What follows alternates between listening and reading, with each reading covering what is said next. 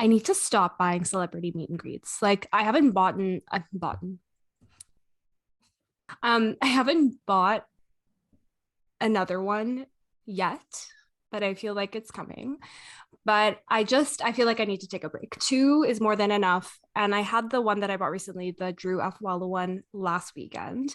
And it was a lot different than what my first one was. It wasn't to start a 2-minute conversation for I'm dead. $1 billion. It was like a group conversation on Zoom and it was a Q&A. Like that's all it was, a Q&A. And it was really cool to see her and be in the comfort of my house. But Yeah. what I thought was most interesting was the questions that people were asking her are questions I would probably ask a therapist. And that's not to say that she did an amazing job answering them. Like she's so eloquent and well educated and her answers were incredible. But it puts so much pressure on someone whose responsibility is not that. And it just made me think about this platform that we put people on, or this pedestal that we put influencers on, and we look at them as like as everything, as like gods. Yeah. I feel like people feel so entitled to influencers or like people that they know on social media. They feel so entitled to either their opinion, like what that person thinks, or their life, or just like personal details that you wouldn't otherwise, like you wouldn't think you that people would feel so entitled to. But I don't know, like it's like partially putting them on a pedestal, and then it's partially also kind of like I don't even know the word, but I think with social media and like how interactive things have become, people feel like they actually know these celebrities, and like with like being able to comment on stuff, and then like these people, whether they're an influencer celebrity, like reply to comments or do like ask me anything or whatever. It's great because people truly feel closer to these like celebrities or influencers or people that they've just met on Instagram, but they feel so like they're like, no, tell me. Like this is something that's going on in my life. Like tell me. And it's like, I Yeah. don't like I don't actually know you. You know what I It, mean? to give you an example of something that someone asked, it was they were talking about, so for anyone who doesn't know Drew, she is this TikTok influencer who basically calls out misogynists on her page. Like that's literally what she does, and it's really funny. So this one person was saying that she has misogynists in her very close, like in her close family, like her brother and her dad, I think she mentioned. And she's like, how do I deal with that? How do I handle that? And then she started talking about the impact it's had on her life, which is so brave of her to share and so brave of her to be Yeah. so open. But like, it not that I think I don't know if inappropriate is the right word, but it seems like a much deeper issue than some one person on social media can help you fix. Yeah. And I also think that it's very brave, obviously, that she was like felt comfortable talking about this, but Yeah. it it's like that's not the forum to be like discussing this. And like I'm also not, I mean, I'm sure that Drew answered well and like had constructive things to say because she does deal with them on an everyday basis, but like so does, I don't know, it's like so does everybody. You know what I mean? Like everybody deals Yeah. with it on an everyday basis, but you're not going and asking like a random person, "Hey, well, how do you deal with it?"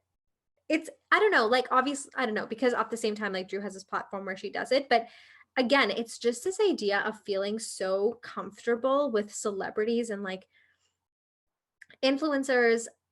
Like I don't know if you've ever like listened to interviews by like I don't know, whoever, like Ariana Grande or whatever singer, artist, actor, but like they whenever they talk will be like, no, like fans will like blow up in my DMs asking me the most intense things, or like thinking the most intense things about me. Like, you know how Taylor Swift, for example, always does like Easter eggs in like her I don't know, like her lyrics, or when she's like gonna drop something new, or the name of her albums. Like, I don't know if you know that, but she always like puts in these Easter eggs. Yeah. I've And heard, as I've heard, so I've heard. yeah, and so does like, I actually don't even know if Ariana Grande does, but Taylor Swift does. Yeah. And I was watching, I think she like said it in her documentary, or I don't remember where, but she was talking about how she'll like, she obviously does that. And she's like, but I'll put in like 10 and people will find like 15. And she's like, I didn't put in those other five, but people are just like so into it, like they're looking so deep, and because they think they like know me and like know how I think, or know what, quote unquote, what I would do, they start putting these things together that like don't actually exist. And so like another example of that was Ariana Grande, where like on the cover of her latest album she's wearing like flower earrings or something, and she was like, yeah, like this fan DM'd me, and was like, and she was like, I don't even know how I read this, but they were like, you have flowers in on like as earrings in this because you are like blooming into a new phase of your life.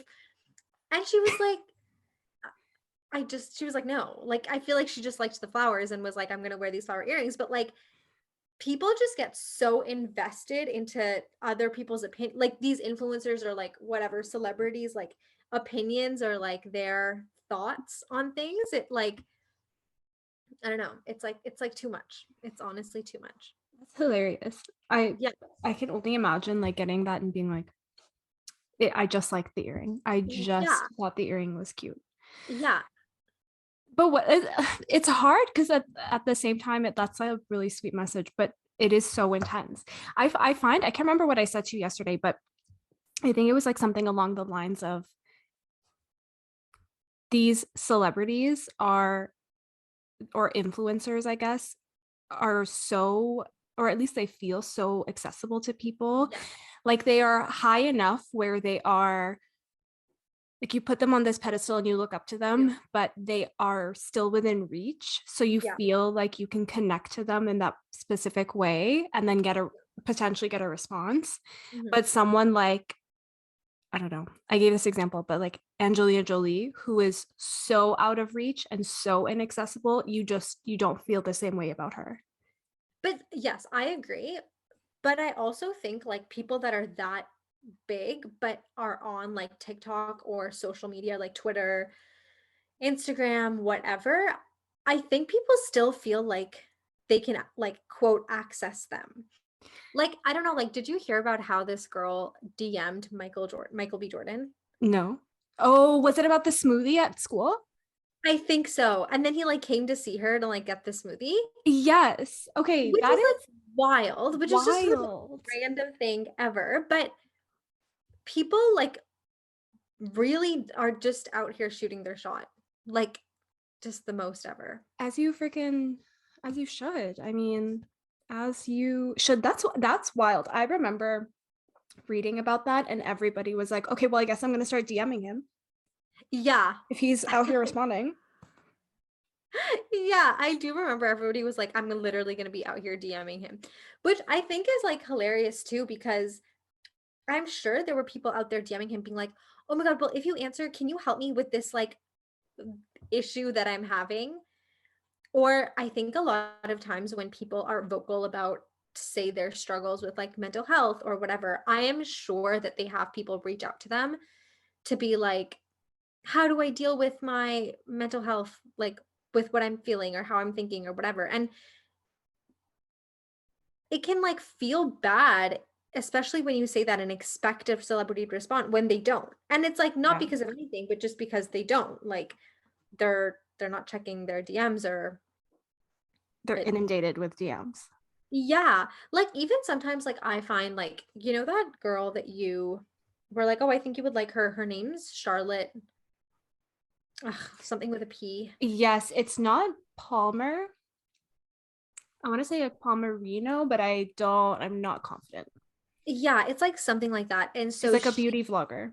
yeah, she's like specifically a skincare vlogger, but or not specifically a skincare vlogger. She's a skincare slash beauty vlogger, but specifically looks at like the science behind skincare. Like she's Yeah. not just like, oh, this is what I use on my face. She's like, this is why what I'm doing makes sense. Like, this is like literally the science sort of behind why these things work or why they don't work, or what you should do.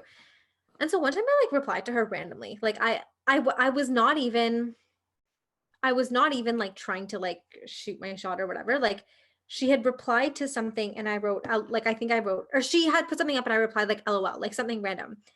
And she has like thousands of followers on Instagram, and she replied to me.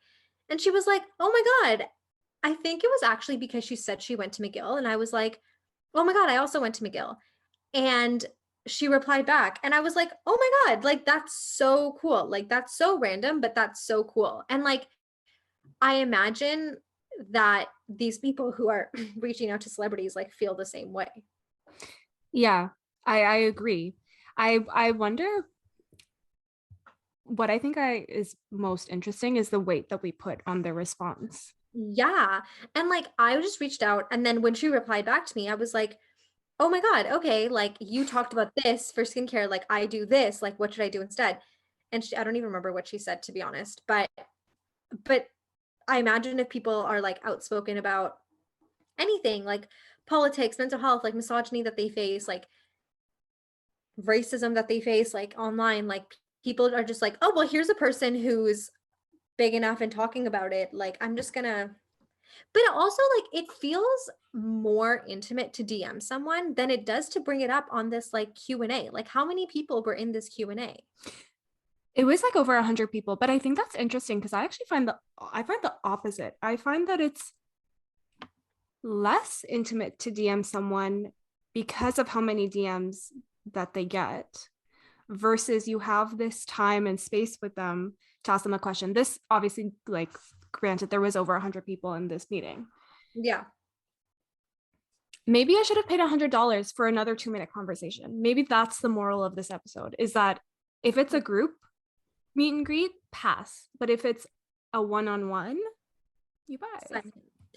I don't know, because the reason that I say that is because I feel like if you send a one-on-one DM, like, as opposed to what else, I'm like not a group chat, but if you like are just one person DMing this other person asking a question, like, they might be able, like, you might feel more comfortable giving like more specific of an example, Yeah. and they might feel more comfortable talking about it. Whereas I feel like if you're just out here with like 150 people being like, "I too face, or like have people in my life who are misogynist, like help." Like, I don't know. I guess either way. I just need to know why. I guess I'm like thinking and I'm speaking as I'm thinking this, but like where does the weight come from on their response, no matter like question or even if like you DM them something? Is it because we aspire to be like these people and so their words hold more meaning to us because we think it's like one step closer to being that person? I think it's like like you idolize them. Like, you see them like as like an expert, or as like a go-to for whatever it is that they're talking about. That, and like, although we've been talking so much about how close you might feel to somebody or how much access you feel like you might have to somebody, I actually think that it also might be that there's enough of a separation. Like, maybe that is why people ask celebrities, because you kind of know in the back of your mind, like, I mean, for the most part, you're like, I'm not really gonna like ever become friends with a celebrity, or like, this person is far enough away from me that Mm, I can ask them, and like, it maintains my like level of anonymity. If that is like, if that's what you're looking for, whether it's to be anonymous or whether it's just like, they're never gonna be like in my circle or in my like life, that people like that you would put two and two together if you wanted, like, if you were asking something that was like more personal. mm. Do you know what Yeah, yes, I do. And I do know what you mean. Especially when you're talking about them being the expert and them having this like massive following, which Yeah. would also just justify that they are the expert in whatever topic it is. Like I'm thinking of that Charlotte girl. Like Yeah. she is the expert on skincare. Yeah. I also think though, like, like it's kind of interesting because you like just as much as you want answers for yourself, like things about you for them, like you also like hold them accountable for things, which like, like when you see like a celebrity dating somebody and then they like break up Mm-hmm. and you're like, oh my God, like what happened? And like whenever you see like that celebrity or whoever will post something, all the comments are like, oh my God, did you and this person break up? Or like if they're like they put up the little thing in their stories, which is like ask me anything or ask me a question. Like there's always questions that are like, what happened with you and this person? Did you guys break up? What's happening? Did he cheat on you? Did you cheat on like, and it's so like weird to me that, and it's not that I don't do it too. I just don't necessarily understand why. I guess because you connect with them every day. And like if you see everything they're doing on social media, if somebody who is like very open and very active on Mm-hmm. social media, you can like really keep up with their life. So it feels like you really like know them and like are keeping up with them. Yep. But I just think that's like so funny that people are like, do you know what I mean? When people are like really just feel like in Entitled. like, yeah, entitled and like, and maybe I don't get it because I don't have that sort of like a back and forth, but I find too sometimes when like influencers post stories or they post like YouTube videos, they'll often be like, I just really wanted to share this with you guys. And I'm like, but you don't really like owe anybody an explanation or like you don't like I'm like, this is your YouTube video. Like if you didn't say anything, I wouldn't have known and I would have been no better or worse for it. But it's such a weird, that's exactly it. Like it's such a weird dynamic because they let you in very intimately into their lives. Like Yeah. everywhere they go, everything that they're doing, they're filming it and they talk directly to you. So like Yeah. POV is literally like a two-person conversation. Yeah. And so I think like sometimes it's when they don't set the boundary on what is something they're not willing to share versus they are, then also the line gets blurred for people when they get invested into their lives. That said, it's also up to the viewer to recognize what is appropriate and what's Yeah. not. Like I remember, do you remember like I think this was like pre-pandemic or maybe during, but there was that influencer whose name for now, like for the life of me, I can't remember now, but she was dating this guy. Exactly what you just described. She was dating this guy, and then all of a sudden they were engaged. They were this beautiful couple. And then she like turned, she took down all of their pictures together, and everybody was commenting, being like, I know you guys broke up, just confirm it. I'm dead. I don't remember this, but yeah. So it was crazy because people were commenting, being like, I know, in such a aggressive way, being like, I need you to confirm that you guys broke up. But why would you need Like her to why? confirm? I don't that's the thing, like, I don't know if, like, when you put these influencers or, like, whoever on this pedestal and then they go through hard things, whether that's and you ask them about it. So whether that's, like, a breakup, whether that's, like, dealing with misogyny or whether it's dealing with, like, harassment online, like, whatever it might be, Mhm. I wonder if people feel a sense of, like, "Oh, I'm not alone because this person has also gone through this hard thing." That you are like, "Okay, like, I need you to tell me because I'm going through it or it's a hard thing that I'm like dealing with and like you are somebody who I have like who obviously you follow because you like you know see some value in them like you obviously like their stuff or what they're doing or whatever so you follow them because I remember there's like literally there was only one influencer that I followed like Lauren Elizabeth who I also like don't really follow anymore, but will come up in my explore. But this was a long time ago. She was talking about how she became sober, like she Mm. just like completely stopped drinking. And I remember this was like back when I followed her, so maybe a few years ago, but I remember when she did that, everything since was people everything from there onwards was people asking her being like, "Why are you sober? What happened? Did you do something? Why did you become sober? How did you become sober? How do I become sober? How do I know if I need to become sober?" And it's like literally I think at one point she was just like, "I don't know, like that's like your decision and it's your journey. Like this is just my decision and my journey and what I felt like I had to do because XYZ." And like I just think people when they like look at these people who they to some extent idolize, Yeah. and they see them going through things that are hard or things that are unpleasant or whatever, they're like, oh, well, like, I don't know, either help me through it or like talk me through it or like, oh, what did you do to get over it? And actually, funnily enough, Charlotte, this skincare person I was talking about, she just went through a breakup and she never confirmed Mm. it because she was never like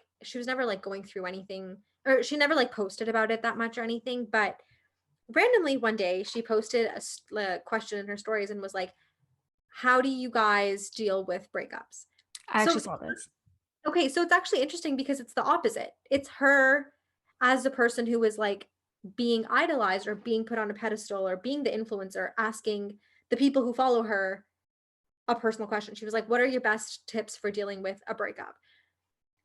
And a lot of them were like, please share. What are your best tips? Like, please share what people say. Like, so I think you feel some sense of like comfort knowing that somebody that you think so highly of is not, even they are not above something hard that you are going through. Yeah. I think it's about community building at Hmm. at the end of the day. Like I go back and forth with this meet and greet, and I think maybe you could argue that the reason why people also felt safe enough to ask a question is because of the community that Drew built and led, like Yeah. it's going to sound so corporate, but like it's really does start top down.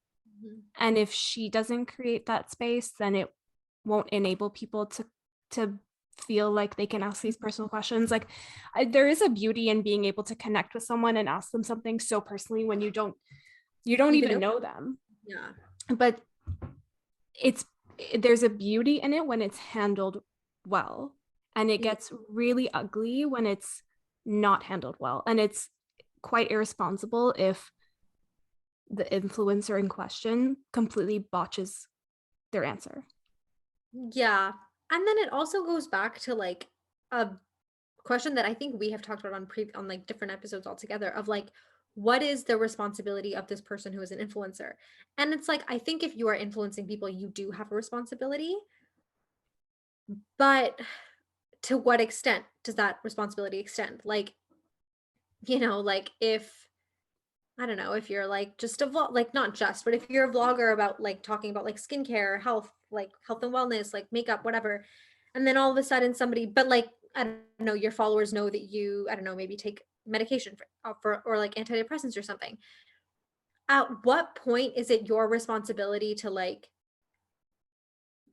be responsible with the content that you share Mm-hmm. or be responsible for the content that you share?